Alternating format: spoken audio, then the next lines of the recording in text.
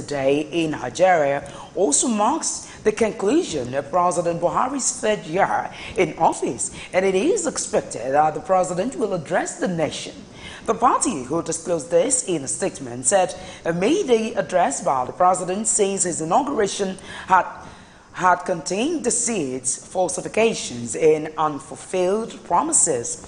The PDP said the president has failed to fulfill his promises, which helped him sweep to power on May 29, 2015. The party also accused the current administration and the APC of violating all tenets of democracy and trampling on citizens' rights since assuming power. A Minister of Information, Lai Mohammed, says President Muhammadu Buhari has fulfilled all his campaign promises with unprecedented accomplishment within 3 years of his administration. Mohammed, who disclosed this in Lagos, said contrary to critics who claim the government has nothing to show for its 3 years of existence, the Buhari administration has performed beyond expectations. He also said the administration has kept its social contract with citizens by delivering on its campaign promises. And our former Vice President of Nigeria, Atiku Abubakar, has appointed former Ogun State Governor Gbenga Daniel as the Director General, a DG of his campaign. In a statement released today, the former vice president charged Daniel with the responsibility of running his campaign while he focuses on his nationwide campaign. Abubakar expressed confidence in Daniel's abilities to ensure victory at the polls. You will recall that Daniel served as governor of Ogun State from 2003 to 2011 after defeating an incumbent Olusegun Oshoba. Senator representing Kaduna Central Zone, Shehu Sani, has announced his intention to contest against Governor El Rufai in 2019. The lawmaker, who disclosed this to journalists, also condemned the outcome of the local government election in Kaduna State. He said it is very clear that the results of the recently conducted local council elections in Kaduna State did not reflect what happened. Sani, however, warned that the attacks and killings by Boko Haram insurgents and Fulani herdsmen will affect the political fortune of APC during the presidential and governorship elections in many states. Muslim faithfuls have been urged to show love and unity by accommodating other religions around them. This advice was given at a Ramadan lecture organized in Lagos. The Nigerian Muslims were also urged to pray for peace and unity of Nigeria. Thousands of Muslim faithful converged here on Lagos for the annual Ramadan lecture. Here, the Islamic cleric taught them the significance and all that is required of them as Muslims to observe during the holy month of fasting. At the lecture, Muslim faithful were urged to continue to promote peace, love, and unity in the country. The Muslim faithful, you just have to have the fear of God. If you have the fear of God, you love your neighbor. Definitely. You will not want anything bad to happen to your neighbor. Pray during the month of Ramadan. Pray for yourself, pray for your nation, pray for everybody around you. And I can assure you, we have a better society. There is no difference between Muslim and Christian. We are all one. We are serving one God. So there should not be any discrimination. Whether you are a Muslim or you are a Christian, we are all one. We should remain one. Wherever we are, wherever we meet ourselves, wherever we gather, we are calling one God. So if a Muslim is celebrating, we should be there to celebrate with them. If Christians are celebrating, they should come and celebrate with us. So next time when I'm celebrating my own Christmas, I am going to call everyone. I will invite almost everyone here, Salvador, to come and celebrate with me. After the lecture, a bag containing food items and clothes were given to the attendees.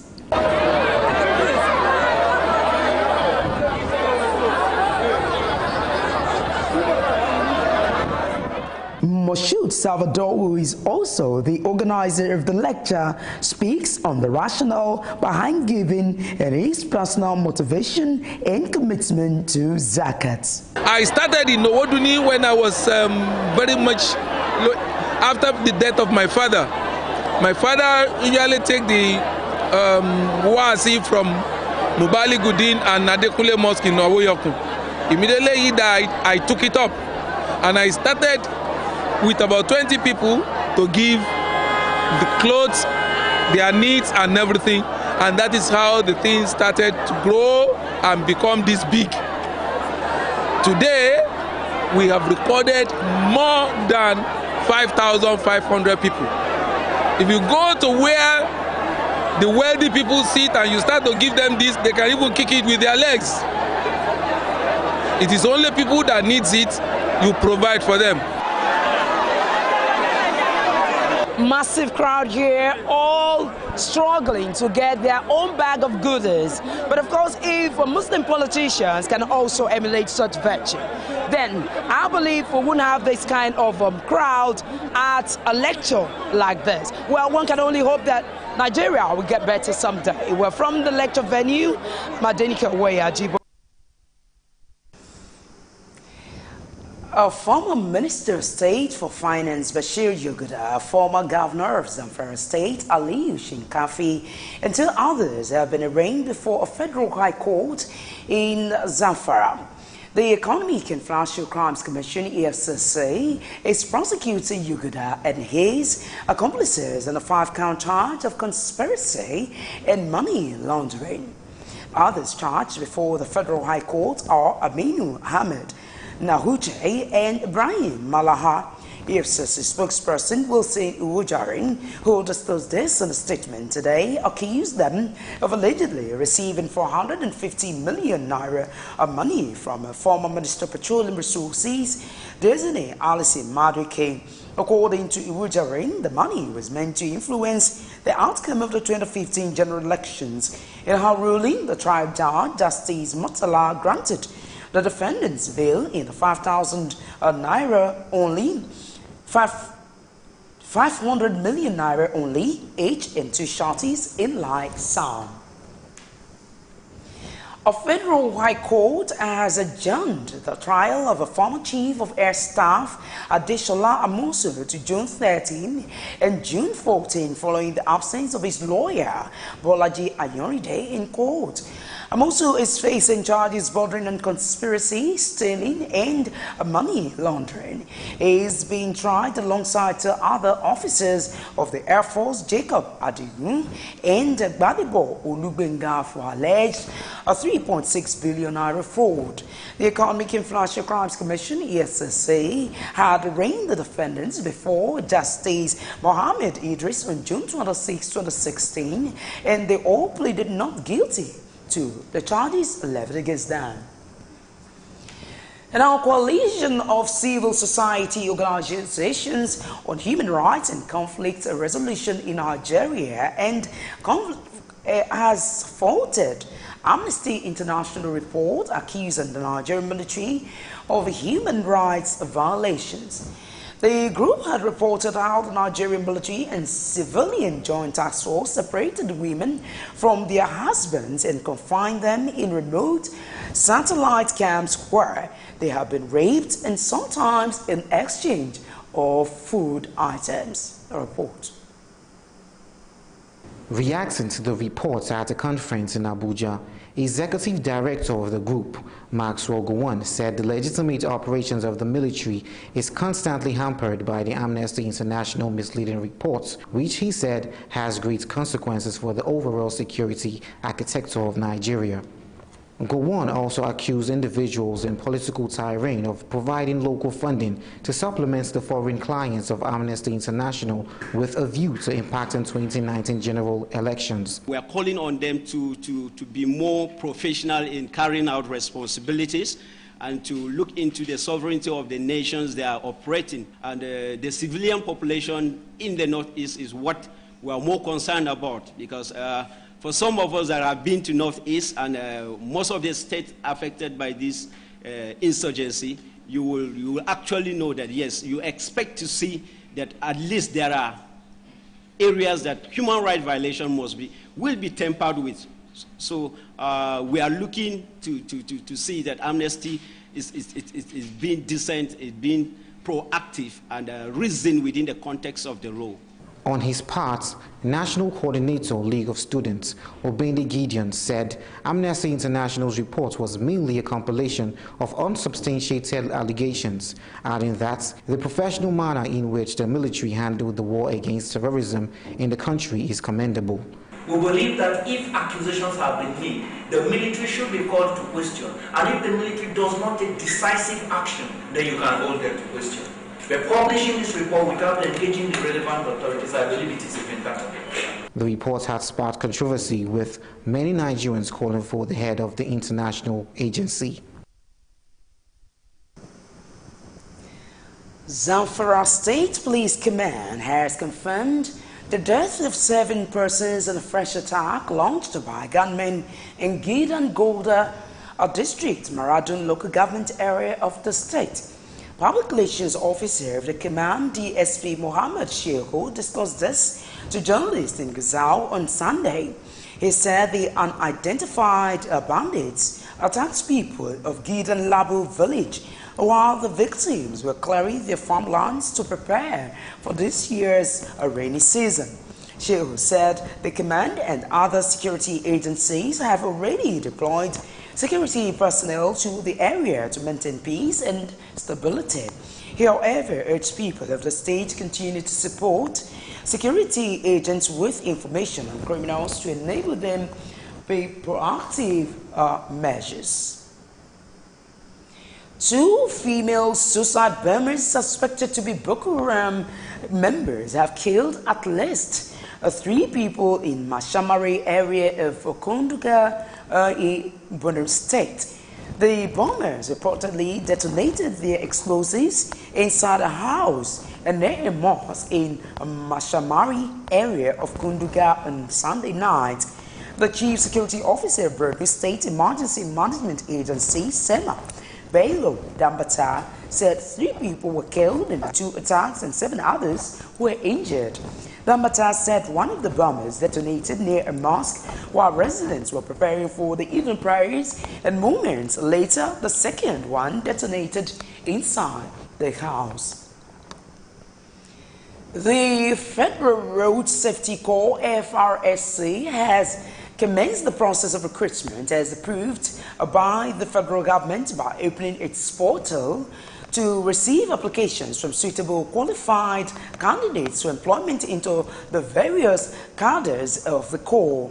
The Corps Public Education Officer, BC Kazim, said for the officer cadre, candidates are expected to possess a first degree from recognized institutions, NYSC discharge certificates, and must not be more than 30 years of age.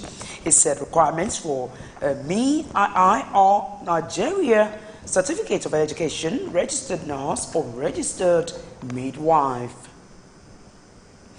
You're still watching Superscreen's flagship news. Coming up in business. Federal government urged to probe $16 billion power investment fund. Join us for details of these and more after this time out. Before they come, they're supposed to, give us some information, notice, at least maybe a week or so. There was nothing like that. Hunger is everywhere in Nigeria. People are dying every day, but the Nigerian government are keeping quiet. Housemen are killing people. Why? It's not what we expected because of these old men that are leading us, and you people know, you are aware that these people are not the right people to lead us. These kind of people that are leading us here are people of black mind. They just care about themselves and their family. You are affecting my village. Let me use if I call it useless, I'm not a mistake. The other place where they build a shop, call it plaza. Say each shop there are 4 million naira. So I don't have the money, so I have to leave. If you plan to get a tribal mark, it takes a lot of pain, but after some time, you enjoy it. No, we experience hold up now. During the construction time, Then after some time, we start enjoying it. The way they are doing the construction is too slow. It's too slow. The construction is too slow. They should stop the construction and make sure people go into their businesses and do their businesses.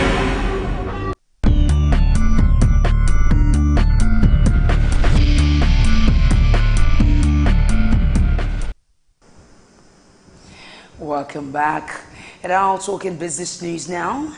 The Ariwa Consultative Forum, ACF, has called on the federal government to probe the alleged mismanagement of $16 billion invested in the power sector between 1999 till date.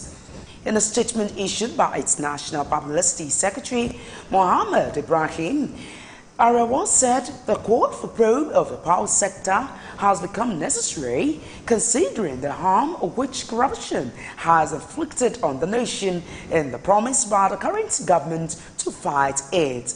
Ibrahim said public officials, no matter how highly placed, must account for their malfeasance while in office. He also said the probe will serve as a deterrent to others and instill prudence in managing the public office for performance. The convener of Record Movement, Obi Ezekwesili, has criticized the federal government over a failing to come up with the right economic policies that plunged Nigeria into recession in 2014. Ezekwesili disclosed this to journalists in Abuja, the nation's capital. Ezekwesili, who is also the former vice president of World Bank and a former minister of education, said Nigeria did not act fast like some other oil-producing countries. The former education minister said that although the recession era is over, its effect is still being felt by the citizenry. She also advised the federal government to initiate a good economic policies that would attract investors into the country. The organized labor has faulted the federal government for refusing to reconstitute the board of the National Pension Commission almost 2 years after the government sacked the former board. Speaking in Lagos State through a member of the National Executive Council, NEC of Nigeria Labour Congress, NLC, Issa Aremu, Labour said the non-constitution of the board of PENCAM is completely unacceptable. Labour also said that the non-constitution of the board is a threat to the over 7 trillion naira accumulated pension assets and the future of the contributory pension scheme. Still talking business news, the Air Transport Services Senior Staff Association of Nigeria, ATSEN, and the National Union of Air Transport Employees, NUATE, have threatened to shut down the operations of Bicotni Aviation Services Limited, BASL, for failing to allow its members of staff to join industry unions. The management of BASL in a statement, however, described a threat by the unions as an act of lawlessness. According to BASL, contrary to the allegations that members of staff had their services terminated because they threatened to join a union, the members of staff who were relieved of their appointments, according to Bicotni, were those who had either attained retirement age or who were found not to be diligent in their duties. General Secretary of NUATE, Olayinka Abioye, told journalists that the union and ATSEN had issued a 7-day ultimatum to Bicotni for the breach of the rights of its employees who joining and belonging to industry unions. You're still watching Superscreen's flagship news. Still ahead on the news. Pakistani government makes former Chief Justice caretaker Prime Minister. Details of these and more after this timeout.